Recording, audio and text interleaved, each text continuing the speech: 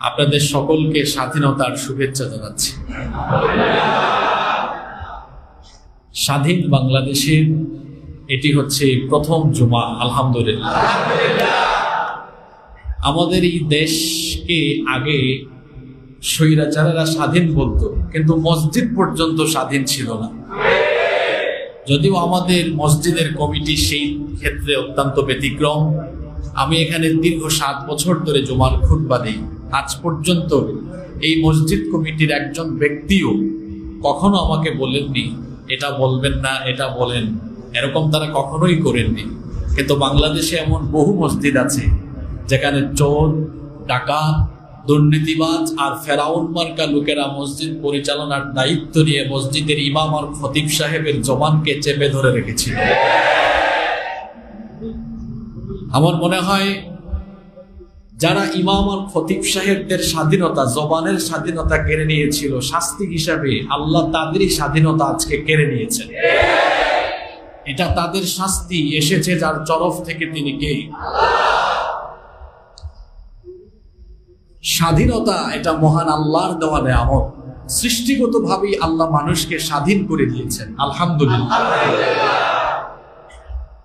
আল্লাহ তাআলার যত সৃষ্টি আছে, মানুষ ছাড়া অন্যান্য সকল সৃষ্টিকে আল্লাহ তাআলা তার আইন মানতে বাধ্য করে দিয়েছেন। ওদের কোনো স্বাধীনতা নাই। গাছের স্বাধীনতা নাই। আল্লাহর হুকুম ছাড়া গাছের পাতা নড়তে পারবে না, তার স্বাধীনতা নাই। সূর্যের স্বাধীনতা নাই, কারণ সে ইচ্ছে করলেই পশ্চিম দিগন্ত থেকে উদিত হতে পারবে না। এমনকি দুনিয়ার কোন সৃষ্টিরই স্বাধীনতা নাই। কিন্তু মানুষের ব্যাপারে আল্লাহ বলেছেন, সে আমার সম্মানিত সৃষ্টি, তাকে আমি আল্লাহ তাআলা স্বাধীনতা দান করেছি। সুবহানাল্লাহ। যার ইচ্ছা আমার আইন মানুক, যার ইচ্ছা না মানুক। আল্লাহ সূরা কাহফে বলেছেন, ফামান শাআ ফালইউমিন ওয়া মান শাআ ফালইয়াকফুর। যার ইচ্ছে ঈমান আনবে, যার ইচ্ছে কুফরি করবে, তার স্বাধীনতা আছে এখানে। তবে আমি আল্লাহ গাইডলাইন দিয়েছি, কোনটা সঠিক রাস্তা, কোনটা বেঠিক রাস্তা, কোনটা ভালো, কোনটা মন্দ, কোনটা জান্নাতের রাস্তা, কোনটা জাহান্নামের রাস্তা দেখিয়ে দিয়েছি কিতাব নাজিল করে এবং পয়গাম্বর পাঠিয়ে। এরপরে তার ইচ্ছে বিবেক কাজে লাগা। আল্লাহ মানুষকে বিবেক দিয়েছেন, আর কাউকে বিবেক দেন নাই। স্বাধীনতা আল্লাহ মানুষকে শুরু থেকেই দিয়েছেন। এমনকি পৃথিবীর নবী রাসূলরাও মানুষের স্বাধীনতা কেড়ে নেন নাই। নবীরা দাওয়াত দিয়েছেন, কিন্তু পিটাইয়া মানুষকে হেদায়াত করেন। আল্লাহ নবীদেরকে বলেছেন, আমাদের নবীকে আল্লাহ বলছেন, ফাযাক্কির, আপনি উপদেশ দিন। ইন্নামা আনতা মুযাক্কির, নিশ্চয়ই আপনি উপদেশদাতা। লাস্তা আলাইহিম বিমুসাইতির, আপনি তো বল প্রয়োগকারী নন যে পিটাইয়া মানুষ সাইজ করে ফেলবেন, পিটাইয়া মানুষকে জোর জবরদস্তি করে নিয়ে আসবেন। এটা আপনার রেসপন্সিবিলিটি নয়। আপনার দায়িত্ব হচ্ছে প্রচার করা। যার ভালো লাগবে ঈমান আনবে, যার ভালো লাগবে না ঈমান আনবে। আল্লাহ মানুষের স্বাধীনতা দিয়েছেন, নবী রাসূলও মানুষের স্বাধীনতা কখনো কেড়ে নেন নাই। শুধুমাত্র মানুষের স্বাধীনতা কেড়ে নিয়েছিল পৃথিবীতে অতীতের যুগে যত স্বৈরাচার ছিল, জালেম ছিল, এরা মানুষের স্বাধীনতা কেড়ে নিয়েছিল।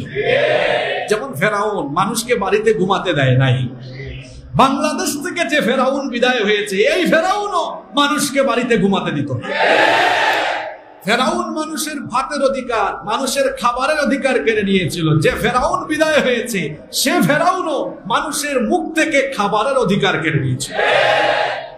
যে ফেরাউন বিদায় হয়েছে, এই ফেরাউনরা স্বামীকে তার স্ত্রীর কাছে বছরের পর বছর আসতে দেয় নাই।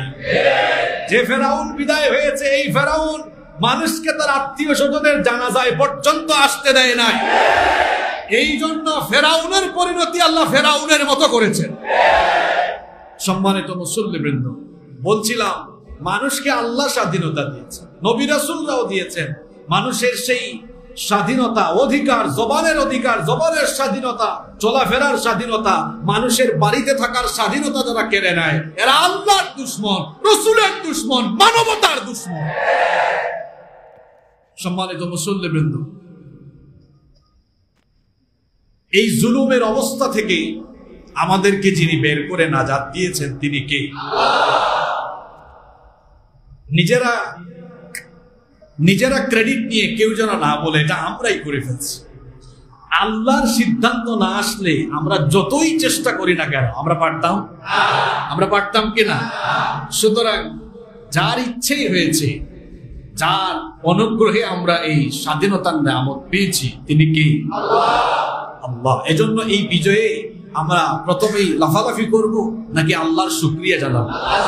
এজন্য আমরা প্রত্যেকে জবানটাকে বড় করে দিয়ে, গলার আওয়াজ বড় করে দিয়ে আল্লাহর কৃতজ্ঞতা আদায় করছি, আলহামদুলিল্লাহ।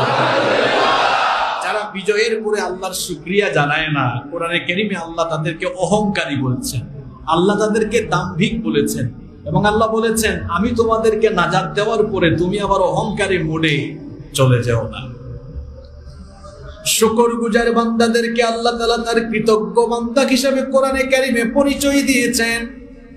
অতীতের যুগের বহু জালেমদের কথা আল্লাহ কোরআনে বলেছেন, যেমন আল্লাহ তাআলা কোরআনে কারীমের 6 নম্বর সূরা আনআমের 43 নম্বর আয়াত থেকে আল্লাহ তাআলা জালিমদের কাহিনী উল্লেখ করেছেন। সেখানে আল্লাহ বলেছেন অতীতের যুগে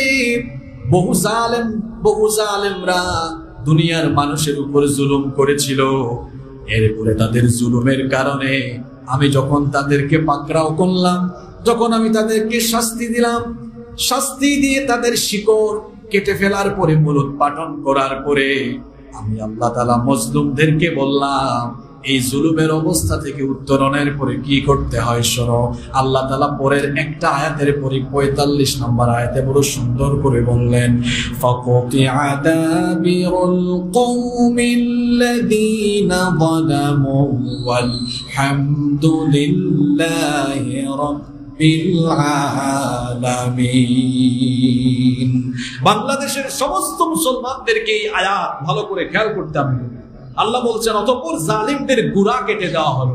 জালিমদের গুড়া কেটে ফেলার পরে কি করতে হয় শোনো, তখন বলো আলহামদুলিল্লাহি রাব্বিল আলামিন। সব প্রশংসা হবে কার? এদের গুড়া কেটে দিয়েছেন কে? আল্লাহ। ধরে না কত বছর ধরে এই কথাগুলো আপনাদেরকে বলতাম, মনে আছে কিনা আপনাদের? সারা বাংলাদেশে আমরা মাহফিলগুলোতে বলতাম, সেমিনারগুলোতে বলতাম, মসজিদে খুতবায় বলতাম, অপেক্ষা করেন, ধৈর্য ধরেন, অন্ধকারের পর আলো আসবে। আজ কি সে আলো আসে নাই?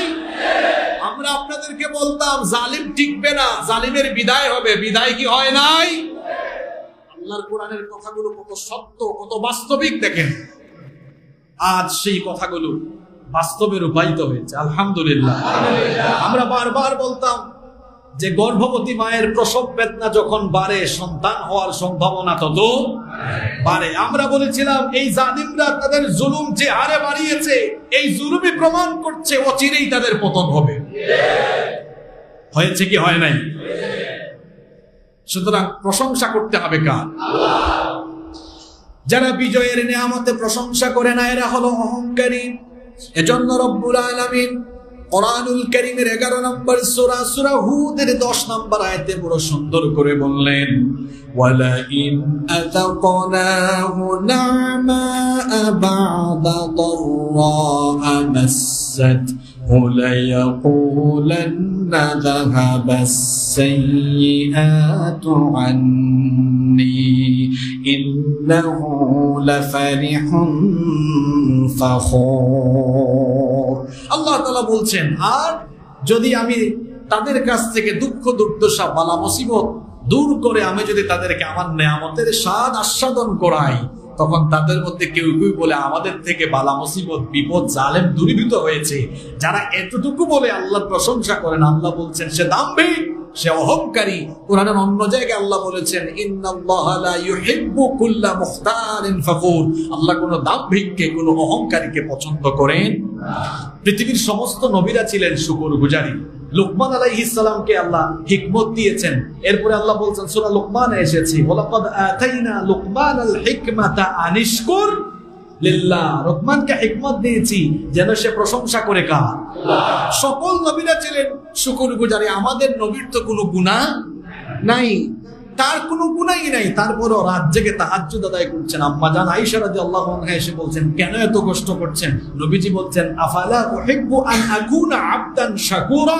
আমি কি আল্লাহর শুকরগুজার, আল্লাহর কৃতজ্ঞ বান্দায় পরিণত হব না? সুবহানাল্লাহ। মুসা আলাইহিস সালামকে আল্লাহ নাজাত দিয়েছেন ফেরাউনের হাত থেকে। আর মুসা আলাইহিস সালাম বিজয় উদযাপন করেছেন, শুকরিয়া জানিয়েছেন কি আদায় করে? রোজা রেখে। ফাসামাহু মুসা শুকরা, হাদিসে এসেছে তিনি রোজা রেখে আল্লাহর শুকরিয়া করেছেন, কারণ বিজয় আমরা আনতে পারি না, বিজয় আসে যার তরফ থেকে, তিনি কে? এজন্য বাংলাদেশের সকল মানুষকে আমি বলবো, এই বিজয়ে আনন্দে আত্মহারা হওয়ার আগে প্রথমেই আল্লাহর শুকরগুজারি জানান, কারণ তিনি দয়া করে এই জালিমদের কাছ থেকে এই জনপদকে নাজাত দিয়েছেন। এজন্য আবারও আল্লাহর শুকরিয়া করছি, আলহামদুলিল্লাহ। সম্মানিত মুসল্লিবৃন্দ, এই তো কিছুদিন আগেই আমরা মাজলুম ছিলাম, এখন জুলুম থেকে মুক্ত হয়ে সুযোগ পেয়ে আপনি আবার নিজেকে জালিম বানিয়ে ফেলবেন না, তাহলে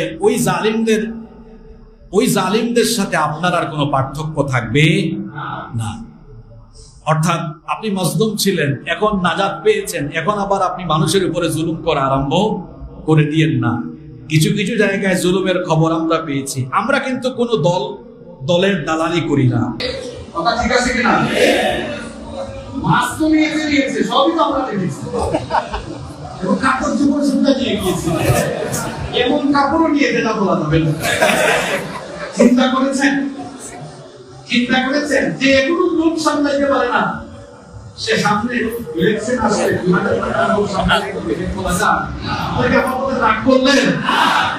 গণভবন, সংসদ ভবন, এটা হচ্ছে রাষ্ট্রীয় সম্পদ, এটা আমাদের সম্পদ, আপনার সম্পদ, এটাকে সংরক্ষণ করে এটা আমাদের দায়িত্ব। আমার বিশ্বাস এটা ছাত্ররা করে নাই, এটা ছাত্ররা করে নাই, কারণ ছাত্ররা এমন নয়। আমার মনে হয় কিছু দুর্বৃত্ত, কিছু সুযোগ সন্ধানী লোক আগে থেকেই যাদের লুটপাটের খাইস্তা আছে, এরাই এগুলা করছে। তারপরে আমরা আরো কিছু কাজ করেছি যেটা মারাত্মক নিন্দনীয়। বহু থানা জ্বালিয়ে দেওয়া হয়েছে।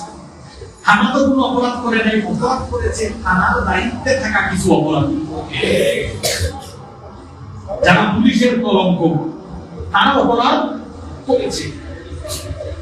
তো তাদেরকে বিচারের আওতায় এনে শাস্তি দেওয়ার সুযোগ পাওয়া যাবে কি যাবে? কিন্তু আপনি থানা জ্বালাইলেন কেন? এখন থানা যে উড়াই দিলেন, অথবা সরকারি আরো যে কোনো স্থাপনা ধ্বংস করলেন, এগুলো মেরামত করে সামনে এখন আগামীতে সংস্কার হবে, মেরামত হবে, টাকায় বলেন লাভ করলেন না লস করলেন? জি, আমরা স্বীকার করি, লাভ তো সবার বুঝি, সময় মতো বুঝি না, বুঝি আমরা। সুতরাং আমাদেরকে সতর্ক হতে হবে। আসুন আমরা এই কাজ থেকে নিজেরা বিরত থেকে যারা করবে, আমরা নিজেরা এগুলো প্রতিরোধ করব ইনশাআল্লাহ।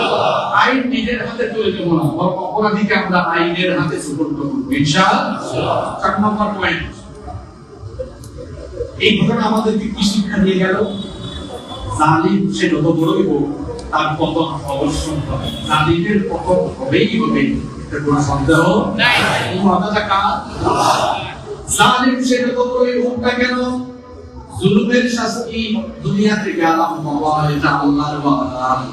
এতকাল আল্লাহর ওয়াদা শুনেছেন, আমাদেরকে বহু মানুষ বলেছে হুজুর এত কথা আপনারা বলে নাই, কখন আমরা কবে দেখবো এদের শাস্তি, আমরা কবে দেখবো? আমরা বলতাম একটু সবর করে, যেহেতু আল্লাহ ওয়াদা করেছেন আল্লাহ তার বাস্তবায়ন করে ছাড়বেন। সকল জালিমদেরকে আল্লাহ দুনিয়া থেকে শাস্তি দেওয়া আরম্ভ করে নাই। ওয়াদা কার?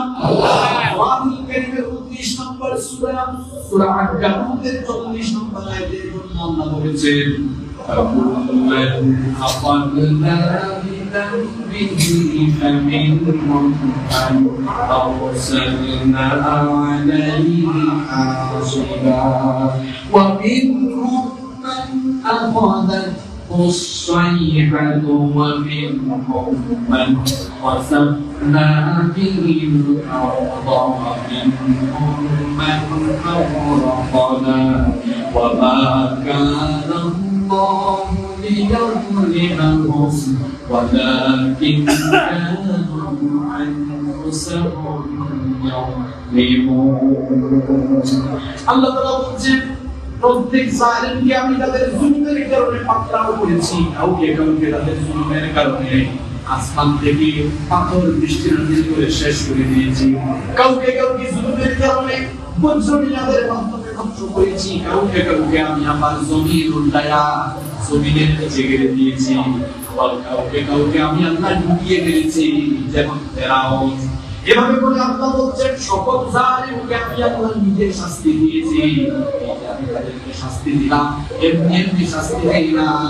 আল্লাহ বলেছেন তাদের জুলুমের কারণে আমি তাদেরকে শাস্তি দিয়েছি। তাহলে জালিমদেরকে শাস্তি দেওয়া এই দায়িত্বটা কার? জালিমকে শাস্তি দেওয়ার দায়িত্বটা কার? ইতিপূর্বে দুনিয়াতে যারাই জুলুম করেছে, নমরুদ, ফেরাউন, হামান, কারুন, উতবা, শাইবা, আবু লাহাব, আবু জাহল, প্রত্যেককেই তাদের প্রাপ্য বুঝিয়ে দিয়েছেন আল্লাহ। যারা গত 15 বছর জুলুম করেছে, এই জুলুম করেছে তারা প্রথমেই তারা এই জাতিকে ধ্বংস করার জন্য শিক্ষা ব্যবস্থায় হাত দিয়ে শিক্ষা ব্যবস্থাকে ধ্বংস করে যারা নারী রাখতো, নামাজে আসতো, যে মেয়েরা মুখা পড়তো, এদেরকে তারা বিভিন্ন নামে ট্যাগ দিচ্ছে। তারা কি করেছে? তাদের বাপের পয়সা না, জনগণের পয়সা দিয়ে তারা বিভিন্ন জায়গায় মূর্তি বানিয়ে মূর্তির দেশ হয়ে গিয়েছে। আমরা হুজুররা এটা নিয়ে ওয়াজ করে বহু নির্যাতিত হয়েছি। ছাত্ররা একটা কাম করছে, তো এখন ছাত্রদের স্টেটাস আমি দেখলাম বলতেছে, সম্মানিত হুজুরগণ, আপনারা এগুলোর বিরুদ্ধে কথা বলে বহু নির্যাতন সহ্য করেছেন, আর আপনাদেরকে নির্যাতিত হওয়া লাগবে না। আমরা উঠিয়েছিলাম একজন মানুষকে ইতিহাসে সম্মানিত করে রাখার জন্য মূর্তির কোন দরকার মূর্তি বানাইলেন, ওখানে তো কাক এসে অফিসিয়াল কাজ ছাড়তে পারে কিনা? এটা সম্মান থাকলো না। অথবা ক্ষমতা এমন বিষয়, এটা এখন আছে তো করে, কালকে যারা শপথ নিয়েছেন আজ ক্ষমতা আছে সন্ধ্যায় নাও, এটা এমন কাল আছে তো আজ নাই, এখন আছে তো করে। আপনি মারায় গেলেন, এমন তো হইতে পারে পরবর্তীতে কেউ এসে একদম ভাইকে গুড়া গুড়া করে ফেলবে, ইব্রাহিম আলাইহিস সালামের হইতে পারে কি পারে না? আমরা বারবার বুঝিয়েছি, কিন্তু দায়িত্বশীল লোক তখন বুঝেন না, বরং আমাদের ভাইদের উপরে তারা তখন মারাত্মক নির্যাতন চালিয়েছেন। যে তরুণ প্রজন্মের কাছে ওই লোকটাকে আপনারা স্মরণীয় করে রাখতে চেয়েছিলেন, এই তরুণ প্রজন্মই তার মুক্তিগুলাকে ভেঙে দিয়েছে। কি করেছেন আপনারা? আপনারা কত দেড় যুগ আলেম ওলামার সাথে বেয়াদবি করেছেন, আলেম ওলামার সাথে বেয়াদবি করেছেন, বহু আলেমদের চোখের পানি ফেলেছে। আপনারা চোখের পানি ঝরিয়েছেন আল্লামা দেওয়ার হুসাইন সাঈদী, চোখের পানি ঝরিয়েছেন আল্লামা আহমদ শফি রাহিমাহুল্লাহ, চোখের পানি ঝরিয়েছেন সুনাইদ বাবুনগরী, চোখের পানি ঝরিয়েছেন এদেশের বহু আলেমের, তাদের চোখের পানি ঝরানোর কারণে আজ আপনাদের উপরে প্রভাব নেমে এসেছে। বহু আলেমদের সাথে আপনারা বেয়াদবি করেছেন, বহু মসজিদের ইমাম খতিবদের সাথে বেয়াদবি করেছেন, বহু জায়গায় মাহফিলে হামলা করেছেন। আমার উপরেও কত কয়েক বছরে 10-12 বার হামলা হয়েছে, 10 থেকে 12 বার হামলা করা হয়েছে, আমাদের উপরে হামলা করেছেন। এখন আপনাদের অবস্থা এমন হয়েছে, পাবলিক খালি বুঝতেছে আল্লাহ জানে বাইরে কোন পর্দা বানা। এই শাস্তি কার? শাস্তি কার? কি করেছেন আপনারা? আপনারা আমাদের আলেম ওলামার মাদ্রাসার ছাত্ররা যখন শাপলা চত্বরে ন্যায্য দাবি নিয়ে গিয়েছিল, শাপলা চত্বরকে আপনারা রক্তরঞ্জিত করে দিয়েছে। 5 মের প্রতিশোধ 5ই আগস্ট আপনারা নিয়ে নিয়েছেন।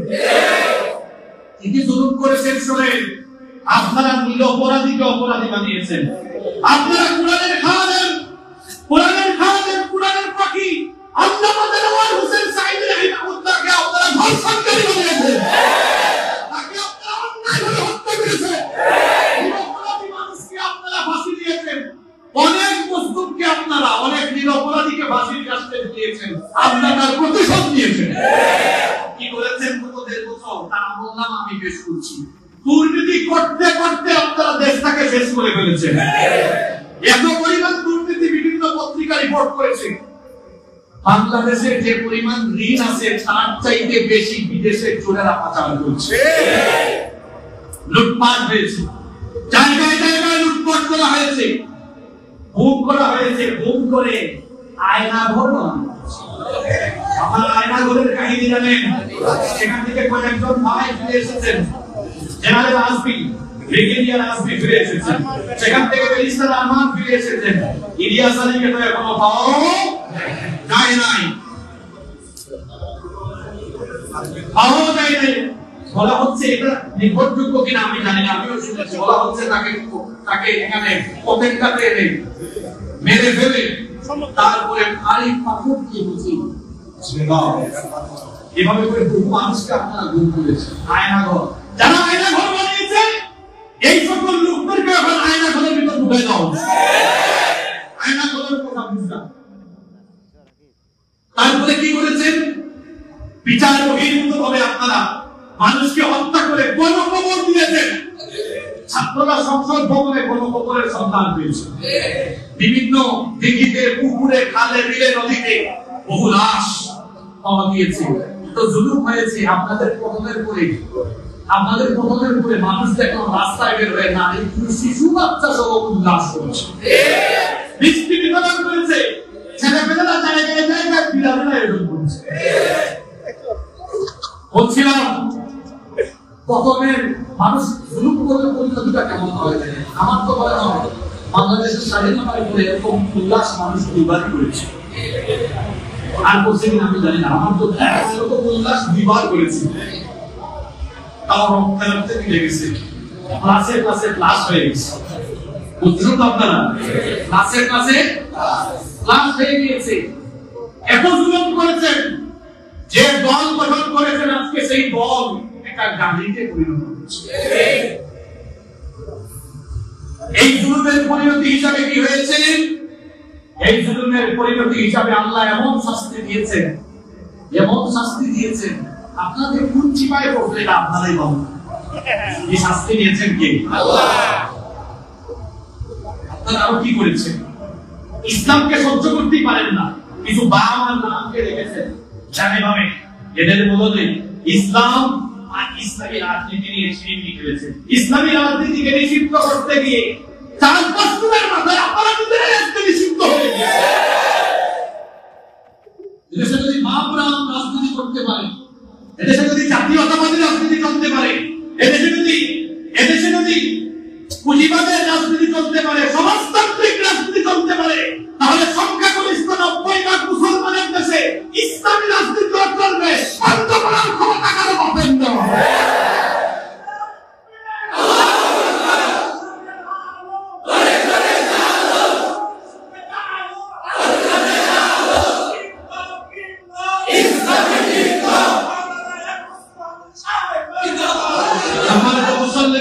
ইসলামকে যারা পৃথিবীতে আগেই, পৃথিবীতে অতীতে যারা ইসলামকে নিষিদ্ধ করতে চেয়েছে তারা বংশসূত্রে নিষিদ্ধ হয়েছে। আমরা বারবার সতর্ক করেছিলাম ইসলাম আর ইসলামী রাজনীতি নিয়ে ছিনিমিনি খেলবেন না। এই আগুন নিয়ে খেললে এই আগুনে নিজেরা পুড়ে যাবে, রাস্তা তাই হয়েছে। যাদেরকে নিষিদ্ধ করেছেন তারাই আজকে সামনের কাতারে চলে এসেছে। এদেশের মানুষ তাদেরকে গ্রহণ করার জন্য আজকে অপেক্ষার প্রহর হচ্ছে। নিজেদের জানানো আগুনে নিজেরাই তৈরি, আপনারা বশীভূত হয়ে গেছে। আল্লাহ তাআলা সূরা সাফের মধ্যে বলেছেন তারা চায় আল্লাহর দ্বীনের আলোকে নিভায়। আল্লাহর দ্বীনের আলোকে নিভানো কি এত সোজা? আল্লাহ তাআলা বলেছেন দ্বীনের আলোকে নিভায় দেওয়া এত সহজ নয়। রব্বুল আলামিন বলেছেন ইউরিদুনা লিইউতফিউ নূরাল্লাহি বিআফওয়াহিহিম ওয়াল্লাহু মুতিম্মু নূরিহি ওয়ালাউ কারিহাল কাফিরুন। তারা চায় এদের মুখে হুঙ্কার দিয়ে আল্লাহর দ্বীনের আলোকে নিভিয়ে দিতে। এটাকে নিভিয়ে দেওয়া কি এত সহজ? এই মসজিদে লাইট নিভানোর জন্য ওইখানে সুইচ আছে, সুইচ চাপলেই বন্ধ হয়ে যাবে। আল্লাহর দ্বীনের আলো, এটা কি কোনো জালেমের হাতে আল্লাহ সুইচ তুলে দিয়েছেন? এটাই বন্ধ করে দিবেন। আল্লাহর দ্বীনের আলোকে নেভানোর জন্য যারাই হাত বাড়িয়েছে, যারাই চেষ্টা করেছে, আল্লাহ তাদেরকে ধ্বংসের অতল করে নিক্ষেপ করে দিয়েছে। আমি তো মনে করি এই জালেমদের উপরে আল্লাহর গজব এত কাল দেন নাই, কিন্তু যখনই আল্লাহ দিয়েছেন আমার মনে হয় ইসলাম আর আল্লাহর দ্বীন কায়েমের আন্দোলন নিয়ে যখনই তারা ছিনিমিনি খেলে চূড়ান্ত পর্যায়ে গিয়েছে, আল্লাহ তখনই তাদের উপরে শাস্তি অবধান করেছে। সম্মানিত মুসলমান, আমরা আজকের এই স্বাধীনতার জন্য, আজকের এই সুন্দর পরিবেশ যাদের কারণে আমরা পেয়েছি, যাদের অবদান সবচেয়ে বেশি ছিল, এরা হচ্ছে আমার তরুণ আর যুবক। এই জেন জি এর তরুণরা এই তারুণ্য দেখে দিয়েছে যে তারুণ্যরা চাইলে সব পারে। ভাই তোমরা এমন কিছু করেছো আসলে অনেক রাজনৈতিক দল করতে পারে না। তোমরা এমন কিছু করেছো যা অনেক হুজুরা পেলেও পারে। উঠা গিয়েছে তারুণ্যের তুফান। তারুণ্যের তুফানকে মোকাবেলা করার শক্তি কোনো জানাবেন না। স্রোতকে মোকাবেলার ক্ষমতা এই তারুণ্যের আছে না নাই? দেখেছেন যেখানে বিভিন্ন রাজনৈতিক দলের আন্দোলন আমরা গত 1.5 ধরে দেখেছি, একটা গুলি মারলেই দৌড় আরম্ভ হয়। সেখানে আবু সাইদ দাঁড়িয়েছে, দেখছেন আপনারা? আজ আমার বারবার মনে পড়ছে শহীদ আবু সাইদের ছেলেটা কিভাবে সিনা টান করে দাঁড়িয়েছে। সোশ্যাল মিডিয়ায় অনেক ভিডিও আছে, ছোট্ট ছোট্ট স্কুলের ছেলেরা, কলেজের ছেলেরা, এরা কিভাবে পুলিশের সামনে, গুলির সামনে তারা মুখ পেতে দিয়ে দাঁড়িয়েছে। এই তরুণ আর যুবকরাই যুগে যুগে বিপ্লব কায়েম করছে। এই তরুণরা, এই যুবকরাই যুগে যুগে বিপ্লব কায়েম করেছে। সেই বদর, উহুদ, খন্দক, খায়বারে সকল ক্ষেত্রে যুবকরা অবদান রেখেছে। যেমনকি সেই চীন বিপ্লব, ফরাসি বিপ্লব, ৭২-এর ভাষা আন্দোলন, ৬৯-এর গণ অভ্যুত্থান, ৭১-এর স্বাধীনতা সংগ্রাম, তারপরে ৯০-এর স্বৈরাচার আন্দোলন, আর ২০২৪-এর দ্বিতীয় স্বাধীনতা সংগ্রামে তারুণ্য যেভাবে আবার অবদান রেখেছে, প্রমাণ করে দিয়েছে তারুণ্য যতদিন সৎসাহস নিয়ে সামনে থাকতে পারে, কোন জালেম এই তারুণ্যকে মোকাবেলা করার দুঃসাহস দেখাতে পারবে না। আজ আমি সকল শহীদদেরকে স্মরণ করছি। শহীদ আবু সাইদকে আমার মনে পড়ছে, বীর মুগ্ধকে আমার মনে পড়ছে, যে ছেলেটি বলেছিল পানি লাগবে, আরো পানি লাগবে। ছেলেটির কথা বারবার আমাদের মনে পড়ে। অনেক তরুণ ছেলেরা জীবন দিয়েছে, কত লোককে জীবন দিয়েছে আমরা জানি না। কারণ এই ফেরাউনের দল কত মানুষকে হত্যা করেছে, নির্দিষ্ট কোনো হিসাব নাই। নির্দিষ্ট কোনো হিসাব নাই। তাই আয়রা ঘটিয়ে দুনিয়ার জাহান্নাম বানিয়ে দিয়েছে। জায়গায় জায়গায় গণকবর দিয়েছে, জায়গায় জায়গায় গণকবর দিয়েছে। যারা এই দল করতে মসজিদে যদি থাকে, আপনি কুকর্ম শুনেন, সব এখন ফাঁস হচ্ছে, সব ফাঁস হচ্ছে। এখন কিরকম গণহত্যাকারী ছিল এরা, বহু আলেমদেরকে পিটিয়ে তাদের হাত রক্তে রঞ্জিত করছে। এই তারুণ্যের অবদান অনেক বেশি ছিল বলে কি আন্দোলনকে সফল করা হয়েছে। তারা যেটা বলেছে তারা সেটা করেছে। যারা শহীদ হয়েছে আমরা দোয়া করছি আল্লাহ নবী তাদেরকে শাহাদাতের সর্বোচ্চ মর্যাদা দান করে দেন।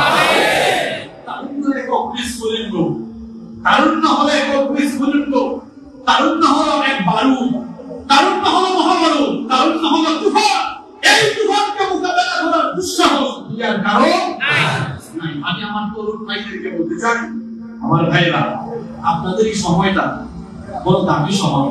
Youth is called the golden season of human life. এই তারুণ্য বা যৌবনকালকে মানসিক জীবনে স্বর্ণালী সময় বলা হয়।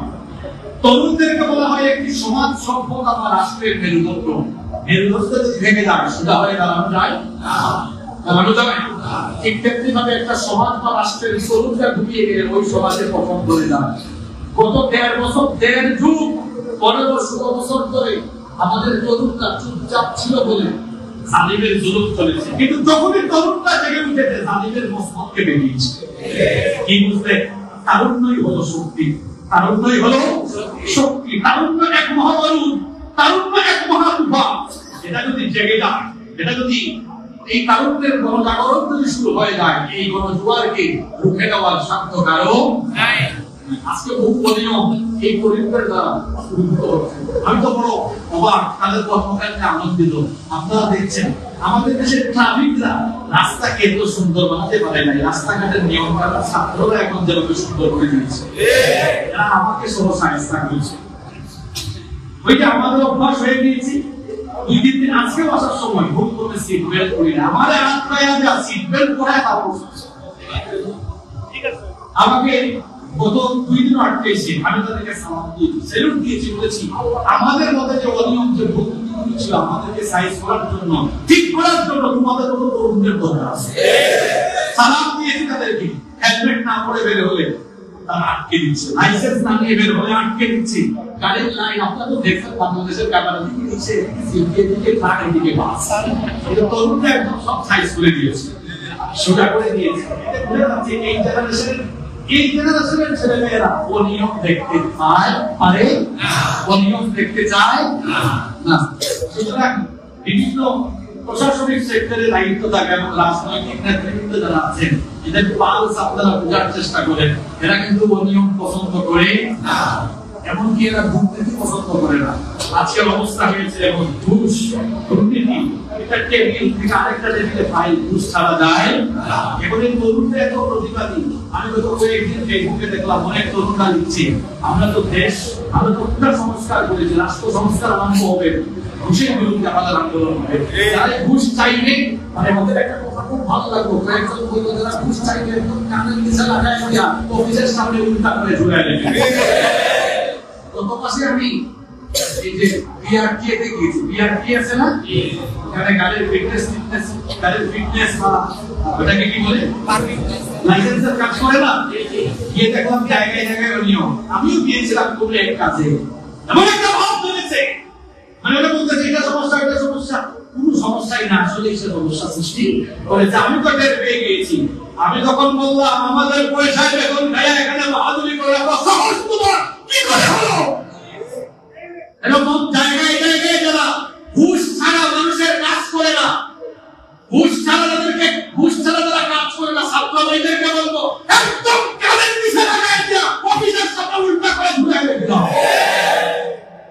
ঘুষখোর দুর্নীতিবাজদেরকে এই বাংলাদেশে এদেরকে ভালোভাবে এদেরকে প্রতিরোধ করতে এই ছাত্ররা স্বৈরাচারের বিরুদ্ধে আন্দোলন করতে গিয়ে গ্রাফিতি বিভিন্ন জায়গায় তারা এঁকেছে লিখেছে, এটাও আন্দোলনের একটা অংশ।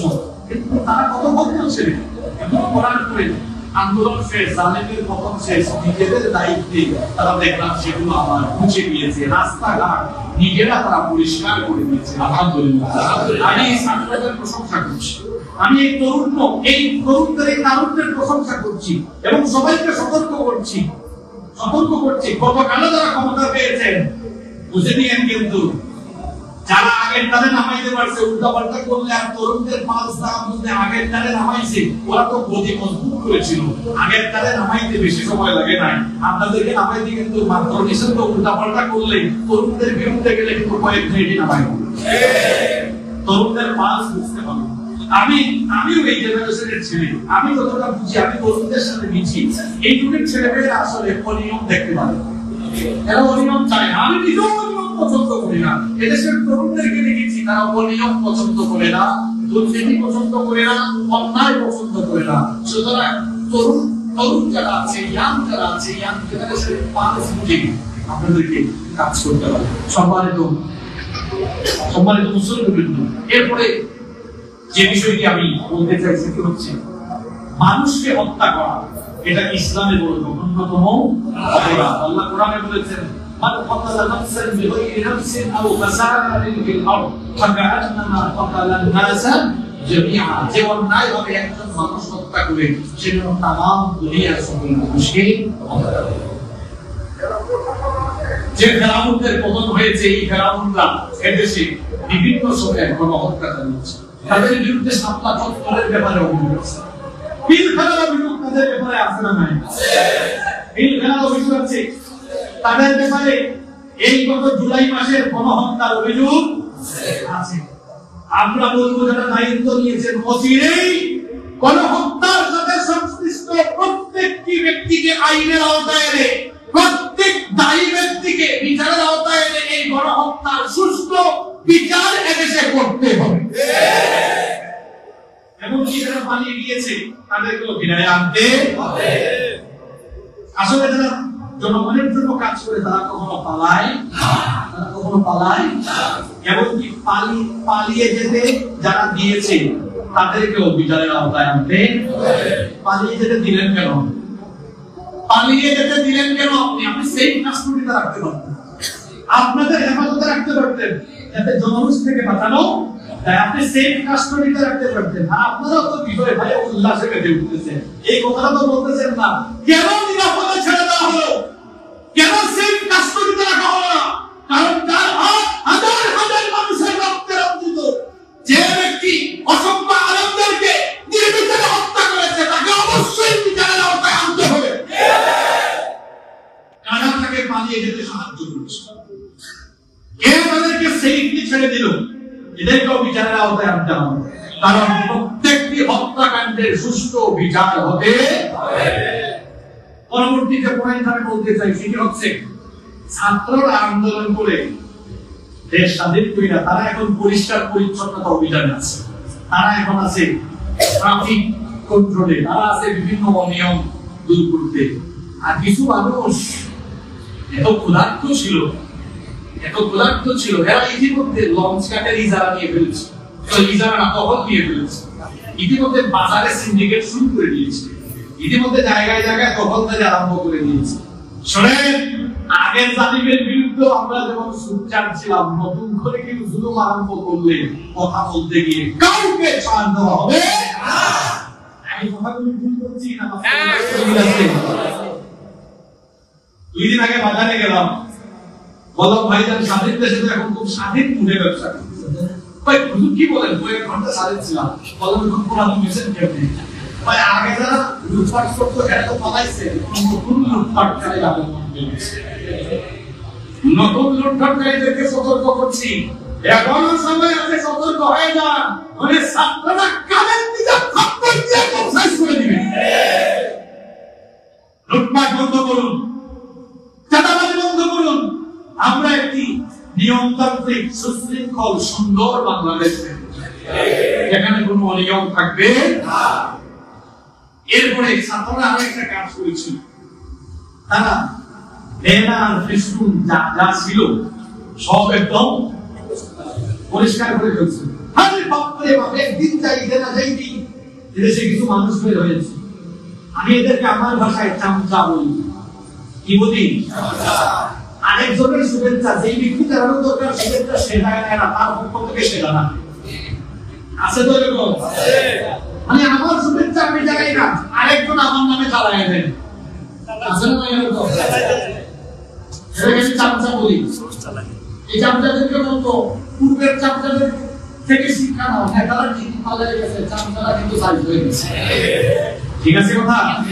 আরেকজনের শুভেচ্ছা আপনি জানাচ্ছেন হয়তো, আপনারা বিভিন্ন দেশে ঘুরেছেন, দেখেছেন আপনারা অনেক দেশে এইসব অমুকের তরফ থেকে শুভেচ্ছা, অমুক ভাইকে সভাপতি করায় শুভেচ্ছা, অমুক ভাই সেক্রেটারি হয়েছে শুভেচ্ছা। অন্য কোথাও আছে? উন্নত বিষয়গুলো আছে? রাস্তাঘাটে নোংরা বানিয়ে ফেলে এরা। আপনাদেরকে বলবো এটার বিরুদ্ধে সোচ্চার হও, যেখানে ব্যানার ফেসবুক থাকবে পরিষ্কার করে দাও। আমরা একটি পরিষ্কার পরিচ্ছন্ন বাংলাদেশ দেখব, আপনারা চান কিনা? আমরা সবাই চাই তো নাকি? আপনারা রাগ করলেন? রাস্তাঘাটে বের হবে অমুকের সাইনবোর্ড, বিলবোর্ড, ফেসবুক দরকার আছে? আপনি ছবির মাধ্যমে, ব্যানারের মাধ্যমে মানুষের মনে ঢুকতে পারবেন না, কর্মের মাধ্যমে মানুষের মনে ঢুকতে কাজ করেন, ভালো কাজ করেন, মানুষের সাথে মিশেন, মানুষের উপকার করেন, মানুষ আজীবন আপনাকে মনে রাখবে ইনশাআল্লাহ। এরপরে আইন শৃঙ্খলা বাহিনী নিয়ে আমি কিছু কথা বলতে চাই। আইন শৃঙ্খলা বাহিনীর মেয়েদেরকে বলবো, শিক্ষা নেন আপনারা। বাংলাদেশ প্রথম স্বাধীনতার পর থেকে আজ পর্যন্ত বলে নয়, বাংলাদেশের আইন শৃঙ্খলা বাহিনীর উপরে কখনো এত মানুষের ক্ষোভ এর আগে আসে? কেন এত ক্ষোভ আসলো আমার ভাইয়েরা? আপনারা একটু চিন্তা করুন, কারণ আপনারা আপনাদের পোশাককে কলঙ্কিত করছেন। আপনারা আপনাদের দায়িত্ব পালন করেননি, আপনাদের দায়িত্ব ছিল জনগণের জানমালের হেফাজত করা, কিন্তু আপনারা জনগণের জানের হেফাজতকারী না হয়ে আপনারা হয়ে গিয়েছিলেন রাষ্ট্রীয় গুন্ডা বাহিনীতে পরিণত হয়ে জনগণের প্রাণ হরণকারী হয়ে গিয়েছিলেন। আপনারা এই জালিমদের কথা শুনে রাতের বেলা ব্লক রেড দিয়ে মানুষকে রাতে বাড়িতে ঘুমাতে আপনারা ঘুমাতে দেন নাই। আমাদের তো হুজুরদেরকে আপনারা শান্তি দেন, কম শান্তি দিয়েছেন আপনারা। হুজুরদের হাতে আপনারা গরুর তরি পর্যন্ত বেঁধেছে, আলেমদের বদুয়া লেগে যায় না আপনাদের পরে? কি অপমান করেছেন আপনারা? অনেক আলেমদের গায়ে হাত তুলেছেন আপনারা। সব মানুষ মনে রেখেছে, চাপা খুবের বহিঃপ্রকাশ। তবে আমরা মানুষদেরকে অনুরোধ করবো, আমাদের ভাই, এরা আমাদের ভাই, এবং এই বাহিনীরও আমাদের প্রধান। এরাও উপরে গোলামি করেছে, তারাও এখন বলছে, কিন্তু উপরের গোলামি আপনি করবেন না। আপনি উপরের গোলামি করবেন কেন? যখনই আপনি দেখবেন অন্যায় অবিচার, এটা বাদ দেন, অন্য চাকরি করে না, অন্য চাকরি করে নিজেদের সক্রিয়তা ধরে রাখেন। দেখেন আজকে ভাতের হোটেলের মালিকের কি পরিমাণ বেচারাকে এয়ারপোর্ট থেকে আচ্ছা কেমন আপনি পালাই বেশি ভালো কথা তো দুটি না থাকে অন্য কারণে কাছ থেকে দুটি থাকে তোমার মতো দিয়ে কেমনে পাওয়া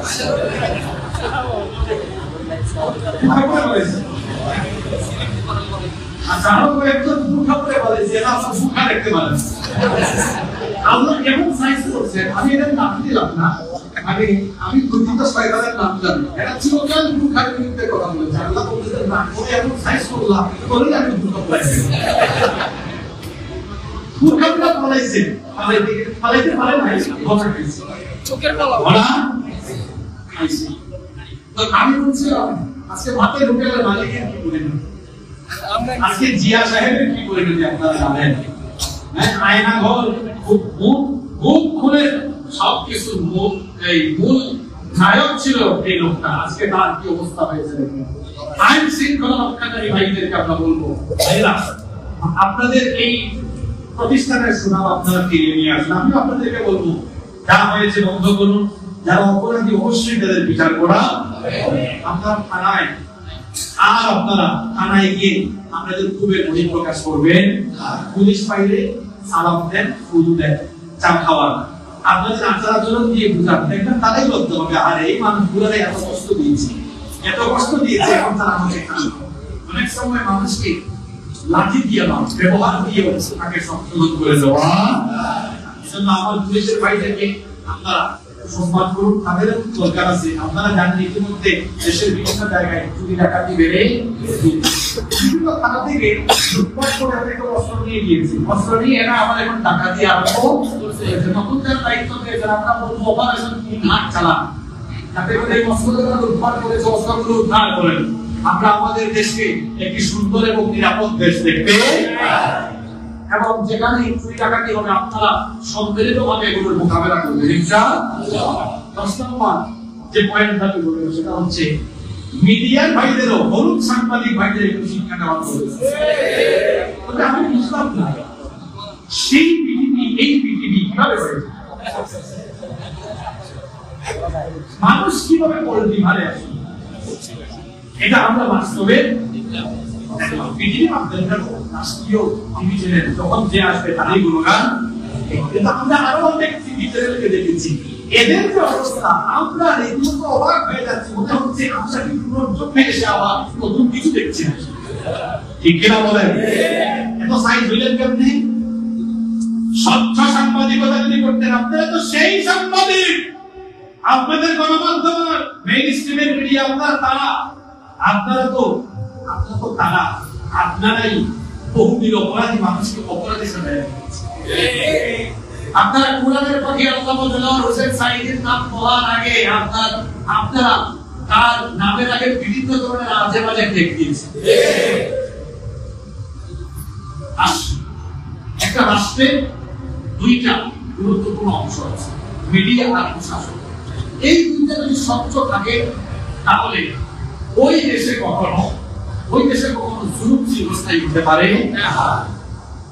এমনকি আগুন আবার দুপুর 2টা পর্যন্ত খবর চললো একরকম 2টা করে দেখছেন কিনা আপনারা এই 2টার পরের যে অবস্থায় অবস্থান যদি অবস্থান থাকতো তাহলে আপনারা বলেন তো দেশে কি এত জুলুম থাকতো মিডিয়াতে যারা আছেন সাংবাদিক যারা আছেন শিক্ষাজীবী সাংবাদিকতা করছেন ভালো কথা এটা তো কিন্তু সাংবাদিকও করতে পারছে এই ঘাটাঘাটি করলে দেখা যায় আগের ছবি না আইডি একটি ছবি করতে পারবে না নিজের ব্যক্তিত্ব ধরে রাখেন সত্য কথা রাখেন চিরকাল সম্মান পাবেন মাহমুদুর রহমানের মতো সাংবাদিক মাহমুদুর রহমানের মতো সাংবাদিক হন ইলিয়াস হোসেনের মতো সাংবাদিক সত্য কথা বলেন সত্য কথা বলতে গিয়ে দেশও খাবেন কোনো অসুবিধা নেই সম্মানের জায়গায় ইনশাআল্লাহ এরপরে আমি শেষের দিকে গুরুত্বপূর্ণ কয়েকটি কথা বলতে চাই আপনারা ভাবছেন দেশ স্বাধীন হয়ে গিয়েছে না এখনো স্বাধীন হয় না এখনো ষড়যন্ত্র আছে পাশের দেশের মিডিয়া তো পাগল হয়ে গিয়েছে খেয়ে না খেয়ে তারা এমন সম্মান চালাচ্ছে আপনারা দেখতেছেন যে হিন্দুরা শেষ মানে এত সংখ্যালঘু নির্যাতন হচ্ছে, তারা সেখানে দেখেছে লক্ষ লক্ষ হিন্দুকে বললাম। আমি আমার হিন্দু, খ্রিস্টান, বৌদ্ধ সকল ধর্মাবলম্বী ভাই বোনদেরকে বলছি, আপনারা এই দেশে আমাদের কাছে নিরাপদ। কেউ আপনাদেরকে গালি দিবে না, কেউ আপনাদের বাড়ি ঘরে হামলা চালাবে না, কেউ আপনাদের উপাসনালয়ে হামলা চালাবে না। কারণ অমুসলিমদেরকে সম্মান দেওয়া, তাদের জানমালের নিরাপত্তা দেওয়া, এটা আল্লাহ আমাদেরকে শিখিয়েছেন, রাসূল শিখিয়েছেন, কোরআন হাদিস আমাদেরকে শিক্ষা দিয়েছে। আপনারা আমাদের ভাই, আপনাদের উপরে আমাদের কোনো ক্ষোভ নাই। আমরা আপনাদেরকে প্রয়োজনে সকল ধরনের নিরাপত্তা দিব, আপনারা কোনো প্রকার ভয় পাবেন না।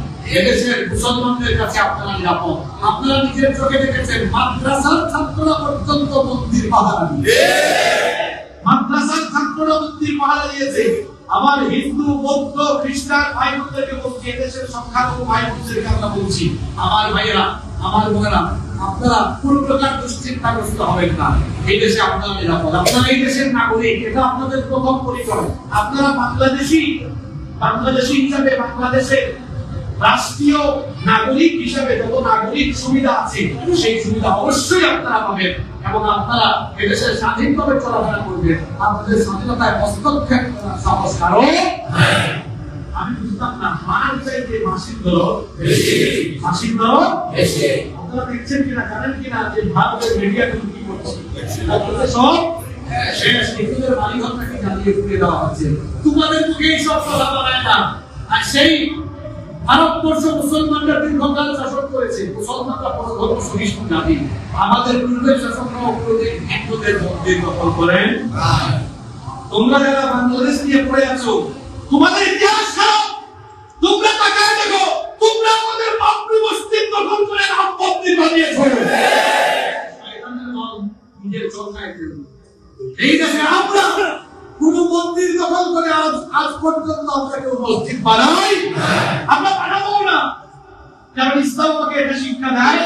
তোমরা কি করেছো? আমাদের বাবরি মসজিদ দখল করে রাম মন্দির বানিয়েছো। তোমরা আমাদের কাশ্মীরের ভাই বোনদেরকে নির্বিচারে হত্যা করেছো, নির্যাতন করেছো। তোমাদের মুখে সাম্প্রদায়িক সম্প্রীতির কথা মানায় না। আর তোমরা হচ্ছে দুনিয়ার সবচেয়ে বড় জঙ্গি, সবচেয়ে বড় সন্ত্রাসী। আমাদেরকে বলা হয় আমরা নাকি সন্ত্রাসী, আমরা নাকি জঙ্গি। ইসলাম সন্ত্রাসের বিরুদ্ধে, জঙ্গিবাদের বিরুদ্ধে। সন্ত্রাস আর জঙ্গিবাদের সঙ্গে ইসলামের কোনো সম্পর্ক। আমরা আমাদের দেশের সংখ্যালঘু ভাই বোনদেরকে বলছি, আপনাদের কোনো টেনশন নাই, এই দেশে আপনারা নিরাপদ থাকবেন। আগে যেমন ছিলেন তার চেয়ে আরো ভালো থাকবেন ইনশাআল্লাহ। আমরা বাংলাদেশের সকল মুসলমানদেরকে অনুরোধ করবো, সকল ধর্মের মানুষকে বলবো, সংখ্যালঘুদের নিরাপত্তা নিশ্চিত করুন। তারা আমাদের ভাই, তারা আমাদের বোন, তাদের সাথে আমাদের কোনো দুশ্মনী নাই। এরপরে আমি পরবর্তীতে পয়েন্ট বলবো যে গভর্নমেন্ট এখন এসেছে, অন্তর্বর্তী সরকার, আমি বলবো দ্রুত আপনারা শিক্ষা প্রতিষ্ঠান খুলে দেন। কারণ আমাদের ছেলেমেয়েরা বহুদিন ধরে শিক্ষা প্রতিষ্ঠানের বাইরে, দ্রুত শিক্ষা প্রতিষ্ঠান খুলে দেন। সকল স্কুল, কলেজ, মাদ্রাসা, ইউনিভার্সিটি খুলে দেন, যাতে শিক্ষা সুন্দর পরিবেশ ফিরে আসে। এরপরে আমি বলবো আমাদের ওলামা মাশায়েখদের ব্যাপারে কিছু কথা বলে আমি শেষ করে দেবো ইনশাআল্লাহ। মানে সমাজকে বুঝতে হবে, আমরা তো আসলে তরুণ, সব দায়িত্ব বা সকল ডিসিশন আমরা তো নিতে পারি না, কারণ আমাদের সিনিয়র আপনারা আছেন না নাই। আমরা তাদেরকে অনুরোধ করবো, এটা একটা সুযোগ। এদেশের তরুণরা চায়, ৭২ থেকে ২৪ পর্যন্ত মানুষ লুটপাট দেখেছে, চুরি ডাকাতি দেখেছে। মানুষ এখন এর বিকল্প হিসাবে একমাত্র আলেমদেরকে এখন পছন্দ করছে, ইসলামপন্থীদেরকে পছন্দ করছে, ইসলামের দলসমূহকে মানুষ সামনে রেখে যায়। কারণ আমরা বলবো এদেশে তো রাজনৈতিক দল আছেন, আপনাদেরকে আমরা অনুরোধ করবো ইসলামের সাথে আপনারা এক টেবিলে বসে ঐক্য হবেন। যদি আপনারা ঐক্যবদ্ধ হতে পারেন, আগামী বাংলাদেশ হবে কোরআনের বাংলাদেশ, ইসলামের বাংলাদেশ ইনশাআল্লাহ। ইতিমধ্যে আমরা আলেমদেরকে এক টেবিলে বসতে দেখতে পাচ্ছি। এই দৃশ্য আপনাদের দেখতে ভালো লাগে না খারাপ লাগে? আমরা চাই এই দৃশ্য থাকুক, এবং আগামী দিনে ইসলাম পন্থীদের জোয়ার আসতেছে ইনশাআল্লাহ। আমরা ধন্যবাদ জানাচ্ছি এই বৈষম্য বিরোধী আন্দোলনে যারা ছিলেন, ছাত্রদেরকে ধন্যবাদ জানাচ্ছি, তোমাদের মাথায় এই জিনিসটা আসার জন্য তোমরা এই অন্তর্বর্তী সরকারের মধ্যে আলেম সমাজ থেকে একজন প্রতিনিধি রাখার জন্য তোমরা যে প্রস্তাবনা দিয়েছো, এটা ছিল তোমাদের যৌক্তিক এবং সুন্দর চমৎকার একটি সিদ্ধান্ত। এই জন্য আমরা তাদেরকে ধন্যবাদ জানাচ্ছি। এটা বাংলাদেশের ইতিহাসে প্রথম। আপনারা খুশি না বেজান? আলেম সমাজের একজন প্রতিনিধি থাকার আমার মনে হয় ইনশাআল্লাহ ইসলাম আর মুসলমানদের আমরা আশা রাখছি তিনি ভালো ভূমিকা পালন করবেন ইনশাআল্লাহ। পাশাপাশি বর্তমান এই সরকার থেকে এসছেন, আপনাদেরকে বলি অনেক তরুণরাও আছেন আবেগী ভাইরা, বেশি আবেগে যাই না, পরে আমার দেশ অস্থিতিশীল হয়ে যেতে পারে। কারণ এই যে সরকার, এটা কিন্তু অন্ধকারের সরকার, এটা অন্তর্বর্তী সরকার। এই সরকার চাইলেই কিন্তু সকল সিদ্ধান্ত নিতে পারবে না, যেটা বাংলাদেশের প্রচলিত সংবিধান অনুযায়ী এটা তারা চাইলেও পারবে না। এজন্য যত দেরি করবে তারা নির্বাচন দিতে, তত দেখা যাবে রাজনৈতিক কাটাকাটি শুরু হবে, আর ওই দিকে তারা চলে গেছে, তারাও এসে আরেকটা ফেতনা লাগানোর চেষ্টা করবে।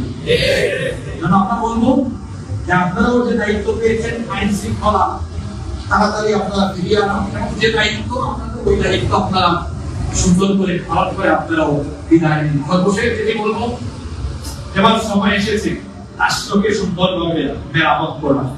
৭২ থেকে ২৪ পর্যন্ত আপনারা দেখেছেন যারাই যখন সুযোগ পেয়েছে চুরি করেছে, লুটপাট করেছে। একবার ভাবুন সংবিধানে কতবার পরিবর্তন হয়েছে। আমি তো আবারও বলছি, এই সংবিধান যেই ক্ষমতায় রয়েছে তার মন মতো জোড়াতালি দিবে। কিন্তু আপনারা বলেন তো ১৫০০ বছর আগে কোরআন নাযিল হয়েছে, আজ পর্যন্ত কোরআন কতবার সংশোধন হয়েছে?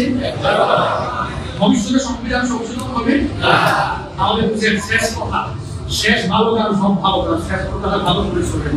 মনে করেন আমরা এখানে কয়েকজন, আমাদেরকে প্রথমে দায়িত্ব দেওয়া হলো ওনাকে, আপনি এলাকা চালান, উনি নিজে আইন বানায় চালাইলেন, উনি শেষ আমাকে দায়িত্ব দিলেন। আমি এসে দেখলাম কিছু আইন কানুন আমার সাথে আমি আমার ইচ্ছা মতো আরো কিছু কাটছাট করলাম, অ্যামেন্ডমেন্ট সংশোধন নিয়ে আসলাম, আমার উপরে যে আসলো সে আমার সংশোধনী নিয়ে আসলো। আসলে সংবিধানকে বারবার সংশোধন করা হয়, যারা সংশোধন করে এরা তাদের নিজেদের স্বার্থেই করে। আপনাদের কি মনে হয় সব জনগণের স্বার্থে হয় না? বেশিরভাগ ক্ষেত্রে তারা তাদের নিজেদের ক্ষমতা আর দলের স্বার্থে করে। সুতরাং যে মানুষের তৈরি করা যে সংবিধান বারবার পরিবর্তন হয়, সেটা দিয়ে জনগণের আশা আকাঙ্ক্ষার প্রতিফলন পূরণ হবে না। এটা সুধারের মধ্যে সীমাবদ্ধ থাকবে। তারুণ্যকে বলবো, এদেশের প্রতিটি মানুষকে বলবো যে সংবিধান পরিবর্তন হওয়ার সুযোগ নাই। উনি চালাইলেন সংবিধান একটা, আমি চালাইলাম সংবিধান একটা, অর্থাৎ ব্যক্তির পরিবর্তন হবে, আইনের পরিবর্তন হবে না। এই সংবিধান দিয়ে একমাত্র মানুষ শান্তি পেতে পারে, মুক্তি পেতে পারে, অধিকার মানুষ ফিরে পেতে পারে, অধিকার প্রতিষ্ঠা হতে পারে, সংখ্যালঘুরা নিরাপদে থাকতে পারে, দুর্নীতি রোধ হতে পারে, এই দেশে শান্তি ফিরে আসতে পারে। এজন্য সোনার বাংলাদেশ, সত্যিকারের নিরাপদ বাংলাদেশ যদি আমরা পেতে চাই, তাহলে এই দেশকে কোরআন ওয়ালাদের হাতে সুপর্দ করে দিতে হবে। কোরআনের সম্পৃক্ত হয়ে কোরআনের রাজ, কোরআনের বিধান কায়েমের জন্য ভাই ভাই হয়ে সবাইকে ঐক্যবদ্ধ হয়ে যেতে হবে ইনশাআল্লাহ। রেশারেশি ঠেলাঠেলি সবকিছু দূর করে দিয়ে সীসা ঢালা প্রাচীরের মতো ঐক্যবদ্ধ হয়ে আল্লাহর জমিনে আল্লাহর দিন কায়েমের জন্য ঐক্যবদ্ধ হয়ে আমরা কাজ করব। তারুণ্যকে বুঝাবো ইসলামী মুক্তি, ইসলামী শান্তি, ইসলামী নিরাপত্তা, ইসলামী একটা মানুষের পূর্ণাঙ্গ স্বাধীনতা। তারুণ্যের সামনে এটা যদি আমরা তুলে ধরতে পারি, এই তারুণ্যই ইসলাম ওয়ালাদের হাতে এই দেশকে সুপর্দ করে দিবে ইনশাআল্লাহ। আমাদের ঘরে বসে থাকার সুযোগ নেই, অনেকটা এই তারুণ্যের কাছে আমাদেরকে নামাজ নিয়ে যেতে হবে। প্রত্যেকটা ভাইকে, প্রত্যেকটা মানুষকে বলবো বসে থাকার সময় নাই, তরুণদের কাছে বেশি বেশি যেতে হবে। আলেমদেরকে আমরা অনুরোধ করবো তরুণদের কাছে যেতে হবে, তারুণ্যকে ইসলামের সুমহান সৌন্দর্য বোঝাতে হবে। তাহলে এই বাংলাদেশ ইসলামের বাংলাদেশ, কোরআনের বাংলাদেশে পরিণত হবে ইনশাআল্লাহ। সম্মানিত মুসলিম বয়োবৃদ্ধ আমাদের এক মুরব্বী গত জুমায় তিনি এসেছিলেন, মাওলানা নজরুল ইসলাম সাহেব, ওনার মেয়ে মারাত্মক আপনার করে ডাক্তারের চিকিৎসা নিয়ে আছেন, আর্থিক অবস্থা খারাপ, সহযোগিতা চেয়েছেন, আপনারা তাকে একটু সহযোগিতা করবেন ইনশাআল্লাহ। বসেন। আপনারা জানেন আমাদের ধারাবাহিক আলোচনা চলছিল, কোরআনের ধারাবাহিক তাফসীর। আগামী জুমায় আবার আমাদের পূর্বের আলোচনা চতুর্থ পর্ব থেকে শুরু হবে ইনশাআল্লাহ।